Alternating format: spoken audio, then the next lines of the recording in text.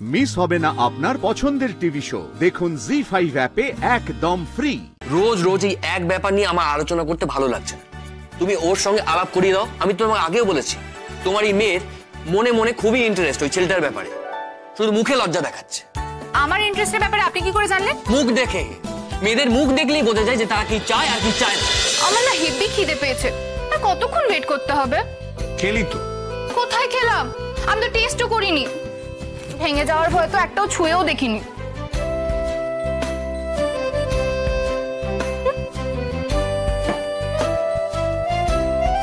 একটু আগে কে যেন ঘ্রাণেন অর্ধভোজনং বলছিল? ঠাকুর পরিবারের পিরালি বামনের কপড়ে জানিস তো, গন্ধ শুকেছিল বলে জাতপাত চলে গেছিল। হ্যাঁ সে জানি, তবে আমার মনে হয় একদিক থেকে ভালোই হয়েছিল। ওনারা সবার থেকে আলাদা হয়ে গিয়ে জগৎ জুড়ে অনন্য হয়ে উঠেছিলেন। যাকে আঙ্কেল, এবার কিন্তু আমার সত্যি সত্যি খিদে পেয়ে গেছে। আরে সবুরে মেয়া ফলে খাবি তো, সবাই মিলে খাবো। সবাই মানে? ভারী পেটুক তো, তুই খাবি বলে আমার ছেলেটার কথা ভুলে গেলি? হ্যাঁ, তুই এরকম স্বার্থপর নাকি? আমি না ঠিক এই ভয়টাই পেয়েছিলাম। তোমার খরচ ছেলেটা আসার আগে আমি খেয়ে নিতে চেয়েছিলাম, আসলেই তো খাওয়াটা বিগড়ে দেবে, এটা সেটা নিয়ে খ্যাচ খ্যাচ করতে থাকবে। আমি কি খ্যাচ খ্যাচ করি শুনি? না না না না, তোর খ্যাচ খ্যাচে কথা বলেনি, মানে মাছের কাটা গলায় আটকে গেলে যে খচখচ করে ওইটা বলছে। থাক বাবা, তুমি আর ওর দোষ ঢেকো না। আমি সব শুনেছি কি বলছিল, আর আমি এটাও দেখেছি যে তুমি ওর কথা সায় দিচ্ছিলে। তা শুনি আমি কি খ্যাচ খ্যাচ করি। আপনি কি করেন সেটা আপনি জানেন না? তাহলে সরি, আমি আপনাকে জানাতে পারছি না, কারণ আপনাকে আলোকিত করা তো আমার কাজ নয়। নিজে নিজের দোষ গুণ খুঁজে খুঁজে বের করুন। দেখেছো বাবা, তুমি দেখেছো আমি যে ওর কলেজের স্যার সেটা মনেই রাখে না। কিভাবে কথা বলছে আমার সঙ্গে। নারদ নারদ। কি হলো বাবা, কি বললে তুমি? না না কিছু না কিছু না, তুই একটা কাজ কর, তুই গিয়ে হাত মুখ ধুয়ে নে, খিদে পেটে মাথা গরম হয়, তারপর খাবার টেবিলে আপাত মুলতুবি রাখা একটা আলোচনা আছে। আলোচনা? কি আলোচনা? বললাম তো খাবার টেবিলে বলবো, একটা পেন্ডিং ব্যাপার। আঙ্কেল, আমার কিন্তু খিদে পেয়ে গেছে। এবার এই অর্ধ ভোজনে হবে না, পুরোপুরি ভোজন করতে হবে, তা না হলে চলবে না। কারুর যদি এখানে চোখ পাকিয়ে সময় নষ্ট করার থাকে সে করতেই পারে, আমি কিন্তু খেতে বসে যাব। এই মেয়ে আমাকে ঠেস দিয়ে কথা বলছো কোন সাহসে? আপনি সবকিছুতে এত ঝগড়া করেন কেন বলুন তো? এখানে খাওয়া দাওয়া নিয়ে কথা হচ্ছে, এটাতেও আপনাকে ঝগড়া করতে হবে? তোমার সঙ্গে আমি ঝগড়া করছি না, কারণ তোমার সঙ্গে আমার ঝগড়া করার কোনো সম্পর্ক নয়। আমি তোমাকে তিরস্কার করছি, আর তুমি আমার স্টুডেন্ট, তাই আমি তোমাকে তিরস্কার করতেই পারি। তুমি অত্যন্ত দুর্ব্যবহার করছো আমার সঙ্গে। সার্থক, তুই রেগে গেলে যে এত ভালো ভালো বাংলা বলিস সেটা তো জানা ছিল না। বাবা, তুমি দেখছো ও আমাকে কথা শোনাচ্ছে, আর তুমি তার মধ্যে আমার সঙ্গে রসিকতা করছো। স্যার, আমি আপনাকে আগেও বলেছি, আবারও বলছি, আমি এখানে আঙ্কেলের কাছে এসেছি। আঙ্কেল আমার বন্ধু, আর আপনি শুধুই আঙ্কেলের ছেলে, একজন তৃতীয় ব্যক্তি। এখানে আপনি আমার টিচার নন। যাকে আমি বসে আমারটা নিয়ে নিচ্ছি, যার বসার সে বসে যাবে। আঙ্কেল, তুমি যে এত ভালো রান্না করতে পারো আমি তো জানতামই না। তোর ভালো লেগেছে এতে আমি খুশি। কিরে সার্থক, তুই কিছু বলছিস না? তোর কেমন লেগেছে? ভালোই হয়েছে, তবে যে খাবার দোকানে পাওয়া যায় সে খাবার শুধু শুধু এতটা কষ্ট করে বাড়িতে বানানোর কি দরকার? জোগাড় যন্ত্র করা, খাটাখাটনি করা, রান্নাঘরে গরম, ঘাম, কষ্ট, কি দরকার এসবের?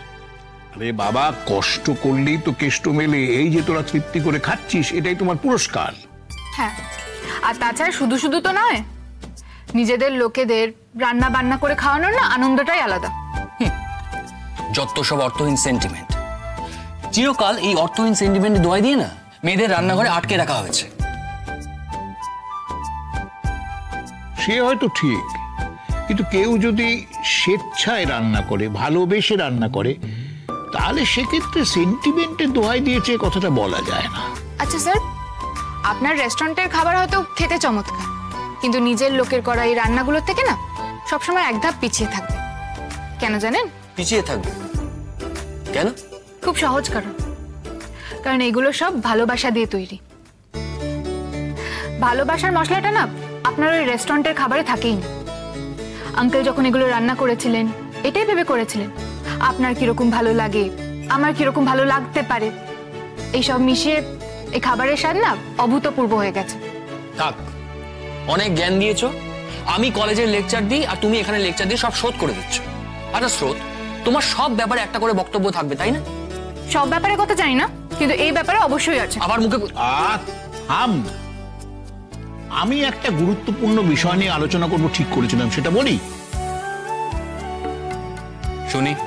তোকে সে আমার বন্ধু শোভনের ছেলে সৌভিকের কথা বলেছিলাম না, ডাক্তার, বিলেতে থাকে। তো ওই ছেলেটি কলকাতায় এসেছে, বুঝছিস? তো ভাবছিলাম যে এই সুযোগে যদি তোদের একটু দেখা টাকা করিয়ে দেওয়া যায়। Uncle, this is not fair. তুমি আমাকে এখানে ডেকে এনে এসব কথা কেন তুলছো? আরে বাবা, তোকে ভালোবাসি বলেই তো কথাগুলো তুলছি। আমি তো তোকে জাস্ট আলাপ করতে বলছি, বিয়ে করতে তো বলছি না। কি এসব তো? আঙ্কেল প্লিজ এইসব প্রসঙ্গ তুলো না, আমার না মুডটাই খারাপ হয়ে যাবে। তোমার সব ভালো, কিন্তু এই বিষয়ে আমার পেছনে কেন পড়ে থাকো বলো তো? তুই আমার কথাটা পুরোপুরি না শুনে ওভার রিঅ্যাক্ট করছিস। আমি প্রথমেও বলেছি, এখনো বলছি, জাস্ট আলাপ কর। পছন্দ না হলে ব্যাপারটা এগোবে না। কিরে, আচ্ছা তোর পছন্দ তো শুধু ব্যাপার না, তোর বাড়ির লোকের তো পছন্দ না আছে। কিরে সার্থক? তুমি ধরে নাও আমার পছন্দ না, আমি তোমাকে এক্ষুনি বলে দিচ্ছি। যাক, বুদ্ধি খুলেছে। এই সার্থক, তুই কিছু বললি? না, বলছি যে মাছে বড্ড কাটা। ও আচ্ছা, দেখে খা। আচ্ছা স্রোত, শোন, তুই এটা বড্ড ছেলে মানুষের মতো কথা বলছিস। মোটেই না, দিদিভাই অবধি বলে আমি আজকাল যথেষ্ট ম্যাচিওর হয়ে গেছি। আর আমার প্র্যাকটিক্যাল বুদ্ধিও বলে মেডিকেল ফাইনাল অবধি আমার কোনো বিষয়ে মাথা ঘামানো উচিত না। আর এরকম ডিস্ট্রাকশনে তো একদমই না। আঙ্কেল, তুমি কেন অবুঝ হচ্ছ বলো তো? অবুঝ তো আমি হচ্ছি অন্যজনের মনের কথা মুখে আনানোর জন্য। সে তো ব্রহ্মচারী সেজে বসে আছে। ডিস্ট্রাকশন কিসের? সুদেশনার সঙ্গে আমি সেকেন্ড ইয়ার থেকে প্রেম করেছি। আমি কি ডিস্ট্রাক্টেড হয়েছি? বরঞ্চ রেজাল্ট আরো অনেক ভালো হয়েছে ওর উৎসাহে। কে বলতে পারে তোরও হয়তো তাই হবে। আমার রেজাল্ট এমনিই ভালো হয়, কাউকে আমার ঘাড়ে চেপে উৎসাহ দিতে হবে না। বাবা, রোজ রোজ এই এক ব্যাপার নিয়ে আমার আলোচনা করতে ভালো লাগছে না। তুমি ওর সঙ্গে আলাপ করিয়ে দাও। আমি তোমাকে আগেও বলেছি, তোমার এই মেয়ের মনে মনে খুবই ইন্টারেস্ট ওই ছেলেটার ব্যাপারে, শুধু মুখে লজ্জা দেখাচ্ছে। আমার ইন্টারেস্টের ব্যাপারে আপনি কি করে জানলেন? মুখ দেখে। মেয়েদের মুখ দেখলেই বোঝা যায় যে তারা কি চায় আর কি চায় না। ওহো, আপনি এখন মনোবিজ্ঞান নিয়ে চর্চা শুরু করেছেন নাকি? তা শুনি, কটা মেয়ের আজ অব্দি মুখ দেখে আপনি মন পড়তে পেরেছেন? জি5 ডাউনলোড করুন আর সব এপিসোড দেখুন একদম ফ্রি।